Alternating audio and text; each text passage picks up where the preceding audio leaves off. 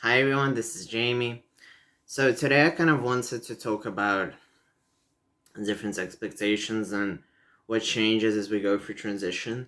And in my case, it's just that I've been talking to a lot of trans guys who just started their transition, and some which are like midway. And obviously, when I was starting my transition, I spoke to so many trans guys which were already like post-op surgery, middle of the way, um, or I mean, in regards to their own transition, their own words. So I kind of hung out with like people who were much further than I was in the transition, and there were only a few which were taking the same time as I did, and I think to this day I only know about two which started around the same time as I did, not three. And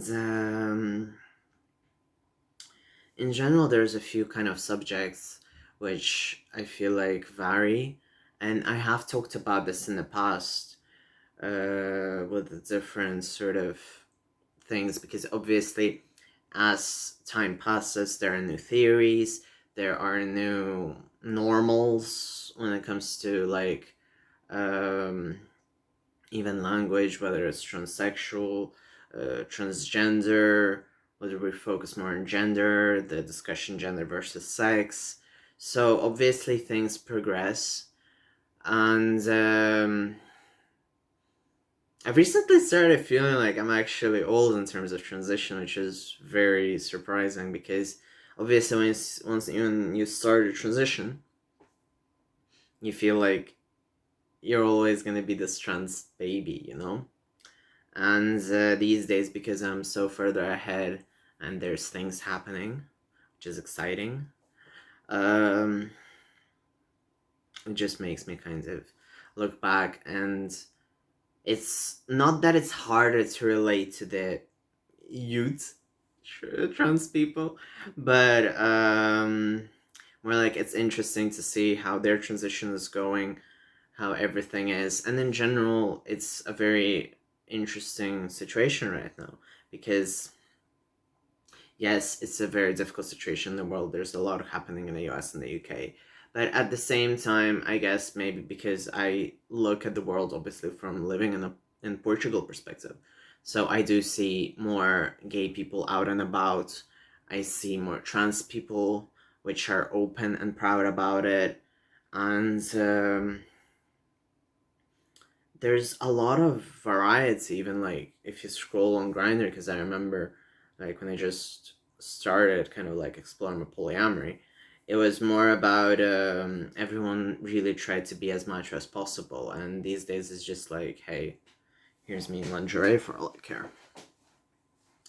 So, or I think there's also a lot of like non-binary people on Grindr. There's more trans women which don't exactly fetishize but go there, want to be fetishized but exactly go there because they understand that it's a safer space for them, and also there's less debates about that, and Grindr has become in a way a sort of more accepting place, again from what I've seen, for people of other uh, walks of life.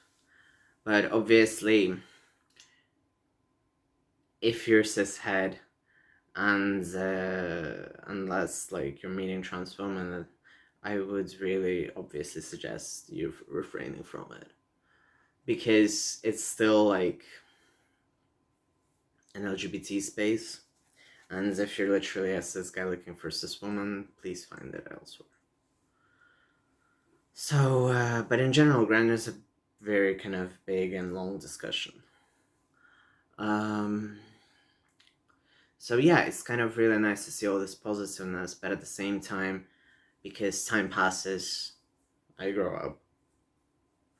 I see certain things which I look at and I'm like, well, this wasn't. It wasn't like that in my days. Like for instance, trans tape. Like no matter how much I try to look at it with an open perspective, I just I just can't. Because I'm so used to the whole do not use tape.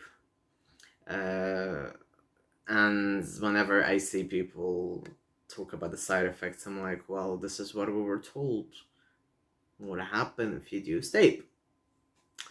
And I still see it sort of as tape, and I feel like people should be considering more of their options rather than just jumping onto the current hype train, which is trans tape. But at the same time, I do understand that maybe I'm missing on the great products, maybe I'm being too straightforward to judge. But at the same time, there's, like, as we move on, we kind of open up when it comes to talking about which products are faulty, which work, which are gimmicky. And it's not just like in the makeup community, for instance. I'm obviously talking about makeup as well because it's the other thing that I talk on this channel.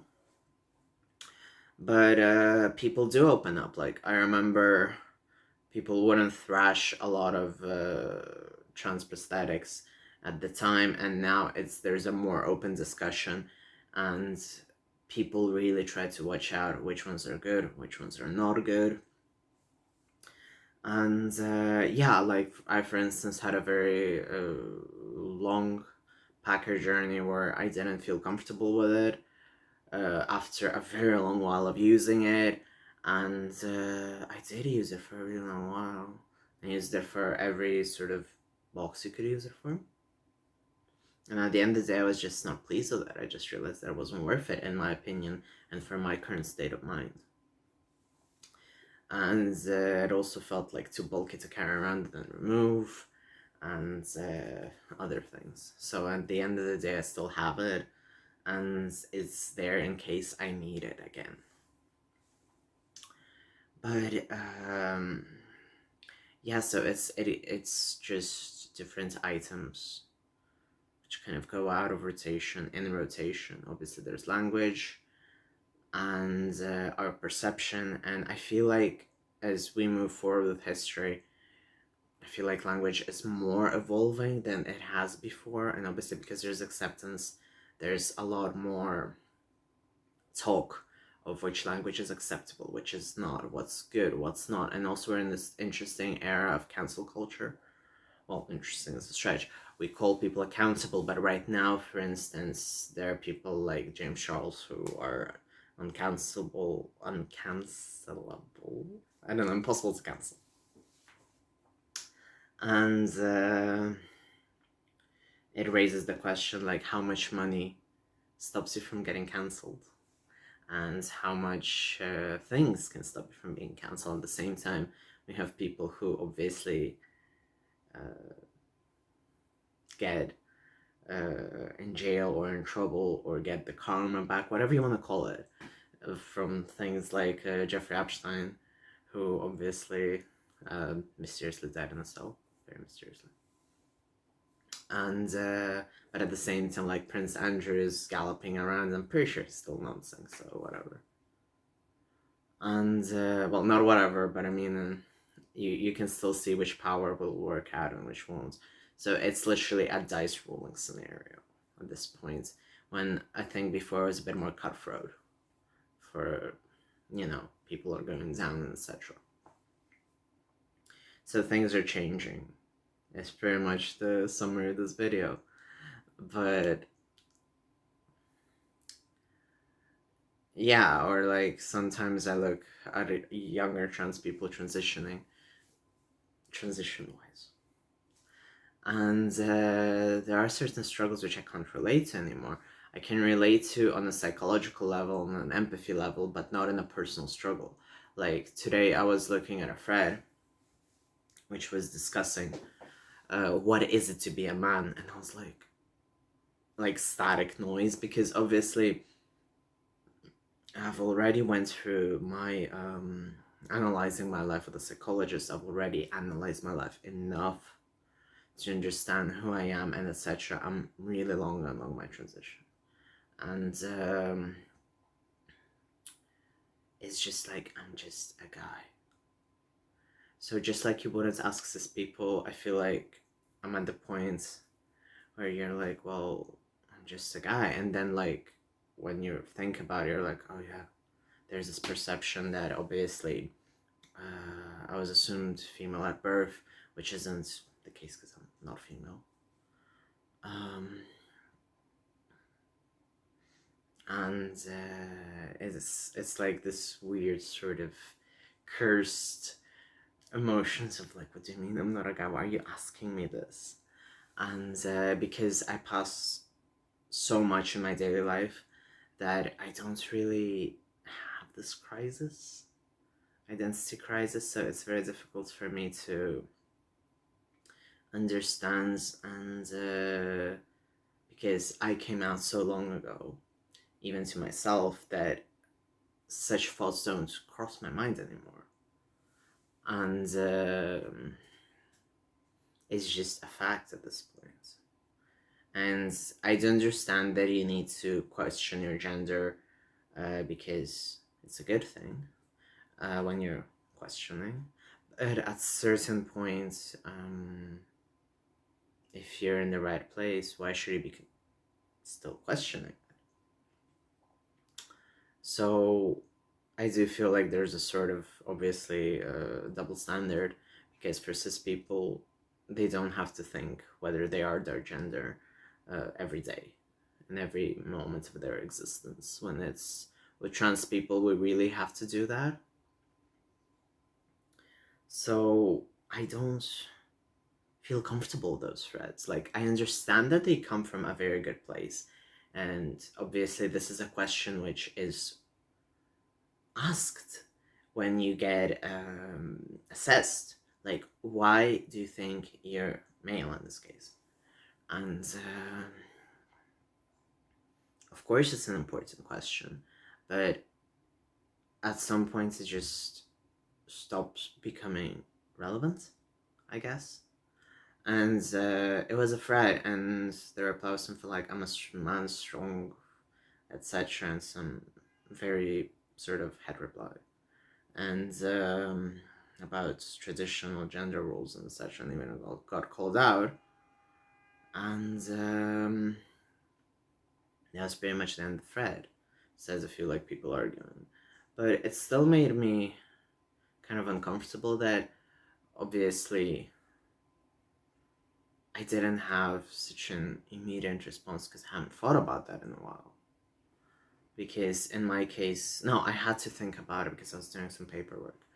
And it was like, you really want me to summarize my life letter, which is 6 pages long, into 2-3 phrases on why do I need to change my name to a male one. And I was like, this is insane. And usually when that happens, I just go like, well, I've been diagnosed. What else do you want from me? Like, I've already did all the soul searching. So even like when it comes to, do I have to come out to new people, it still makes me feel uncomfortable because I have to show the soul searching. And that's why I don't like coming out to people these days. Even though I understand that unfortunately the trans reality is that very often you still have to come out to people in life. And I am very, very blessed and very grateful that I'm in Portugal, because the situation is completely day and night here and somewhere else. But like when I still have to do paperwork with my birth country, or deal with certain things which are outside of the country, I still have to confront the fact that people do not take trans people as granted. So people, or like I can get, I'm usually fine with questions on Grindr, like when people reach out to me and they ask whether it's cis people, trans people, I don't care, or sexuality as well, and they ask me different things, and I'm fine with questioning. I'm fine with them questioning, I'm fine with answering, because I'd rather have them hear from me than from a TERF. So, or some transphobic piece of shit. So I do usually answer if it's respectful, if it's comfortable for me. And I do say like what's not comfortable, it's not, like, I do not enjoy, for instance, the Twitter trends. There was this post going viral, like, show us before you came out and after, and obviously there's a lot of trans people. And I do have obviously photos online of me which are pre-transition. I have videos here, and I was actually thinking if I wanted to take them down, and people are like, people tell me, I watched your old video, it really helped me. And I understand that I won't be in that mindset again. And what helped me can help others, and that's why I leave them there. But I don't watch them. So they're just there like a capsule in time. And you can look at them, you can, learn from them because they are still educational. They still tell you more in depth what is it, what was it for me to come out, and it's obviously from a very candid place because it's not me remembering, it's me saying things as is at the time. So it's more candid, obviously, than me remembering. Because my memory is not that good, and obviously you can have different interpretations and etc. But obviously I'm not saying my current videos are trash, please. So yeah, I just really want to say that we just move on, things change. So it's fine to be in a place where certain things don't make sense anymore. Like, obviously I'm not gonna understand pre-T dysphoria as well as I did when I was pre-T. And no matter how much empathy, how much psychological work I'll put into it, it's not that I'm experiencing it right now for me to understand someone else's. It's me understanding someone else's situation. So it's nice, and at the same time, obviously, it's a bit sad because people have to go through so many mountains, which I did at the time, and other numerous people did. So yeah, I kind of wanted to shed light on that, and what makes me a man? I was wondering that, and I was like, well, it's just the cues, since we brought it up, and I do want to help people. So it's the cues, it makes more sense. I always aligned myself with men. I felt that I was a man from a very, very early age. I was very uncomfortable with puberty. I did not find women attractive. Well, I had my question periods,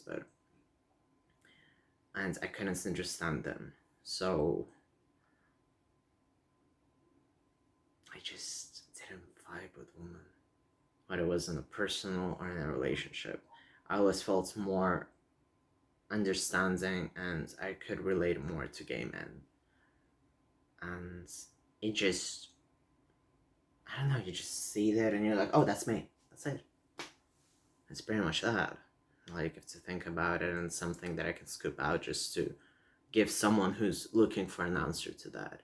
Just look into yourself, let it think about it, let it stir in your head for a bit, let it settle, see what you feel.